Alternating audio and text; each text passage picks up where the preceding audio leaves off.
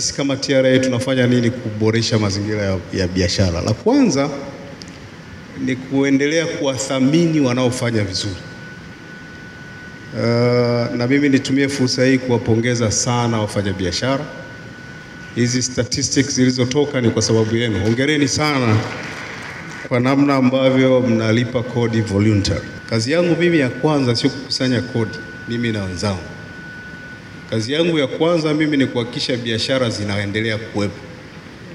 Kodi zitalipwa tu. As long as wanafanya biashara na wanapata faida, watalipa kodi. Kwa hiyo tunachofanya na tutaendelea kukifanya ni kuzifacilitate business. Sasa tunafacilitate kivipi? La kwanza,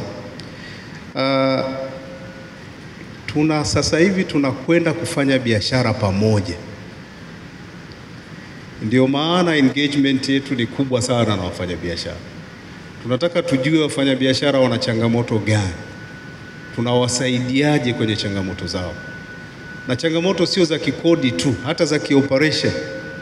Tunapoona umeme haufiki, we are concerned kama TRA, kwa sababu wakishindwa kufanya biashara maana yake hawatatulipa kodi. Tunapoona usalama ni mdogo, we are concerned. Tunapoona mazingira yote ya biashara, ndio maana tutakuwa nao, tunawasikiliza na kujaribu kutatua matatizo kwa pamoja.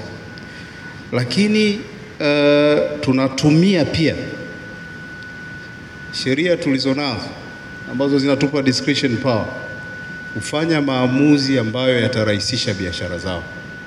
Nimezungumzwa hapa, kuna watu wanaanzisha biashara walikuwa hawajui na wanatozwa penalty.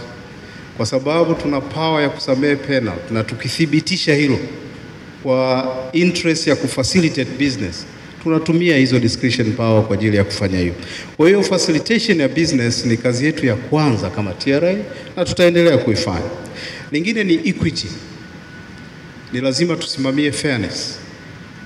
Fairness ni usawa katika kulipa kodi. Haiwezekani wengine walipe alafu wengine wasilipe. Tax to GDP ratio haitatufikia, hawatalipa kodi watu wengi. Tunachofanya sasa hivi, tuna categorize aina ya wafanyabiashara. Wale wanao comply tunawafacilitate ili waendelee kucomply. Wale ambao wanataka kucomply wanashindwa, tunazidi kutoa elimu kwao.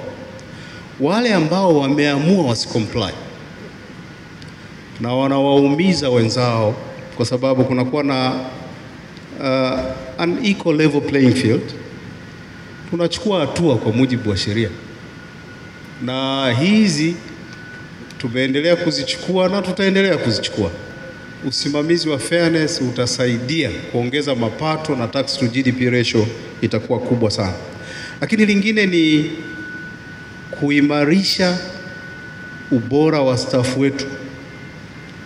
Sisi tuna core values zetu, tunachopaswa ni kuzisimamia.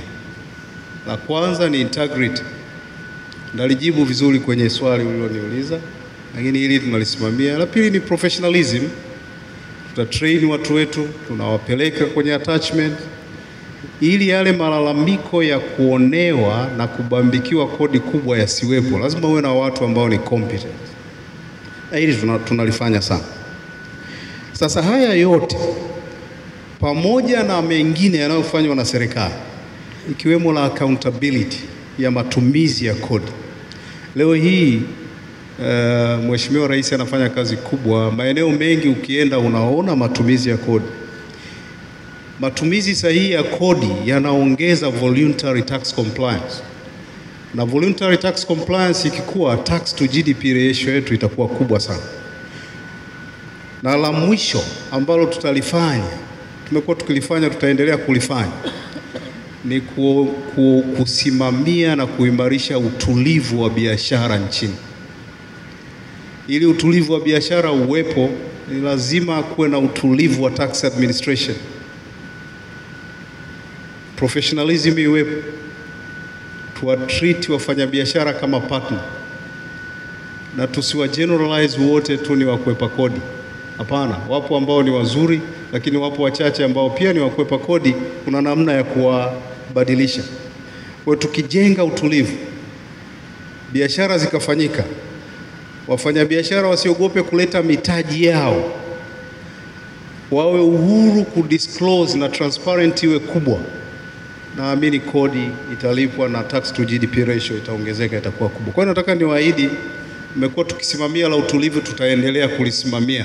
Mkuu wa chuo cha Kilimanjaro Institute of Technology and Management kilichopo Mwenge, Dar es Salaam na chenye ithibati na usajili wa NACTVET namba REG/ANE/029 anapenda kuwatangazia ofa maalum wahitimu wote wa kidato cha 4 2024 kwa kozi mbalimbali zikiwemo computer application, ICT for beginners, CCTV camera, video production, graphics design pamoja na sales and marketing. Kozi hizi zitaanza tarehe 2 mwezi wa 12 kwa awamu ya kwanza na tarehe 6 mwezi wa kwanza 2025 kwa awamu ya pili. Pia muhula mpya wa masomo kwa kozi za IT, hotel management na front office utaanza tarehe 8 January 2025. Kwa maelezo zaidi piga simu namba 0766348652 au 0717816034. KITM, elimu na ujuzi kwa maendeleo ya uchumi.